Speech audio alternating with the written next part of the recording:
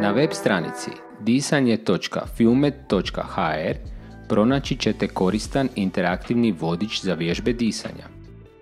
Na stranici su opisane 4 različite tehnike dubokog disanja koje vam mogu pomoći opustiti tijelo, razbistriti poboljšati fokus ili pak lakše zaspati. Naziv pojedine tehnike disanja uključuje informaciju o trajanju različitih faza disanja.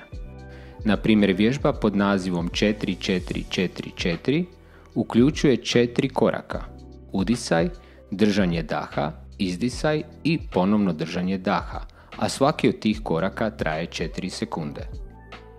Kada kliknete na određenu tehniku disanja, pokrenut ćete interaktivnu animaciju koja će vas voditi kroz odabranu vježbu. Ove interaktivne vježbe možete naravno pokrenuti na svom mobilnom uređaju, pa ih tako možete provoditi bilo kada i bilo gdje u slučaju potrebe, na primjer kao učinkovitu samopomoć u stresnim situacijama ili još bolje kao svakodnevnu praksu.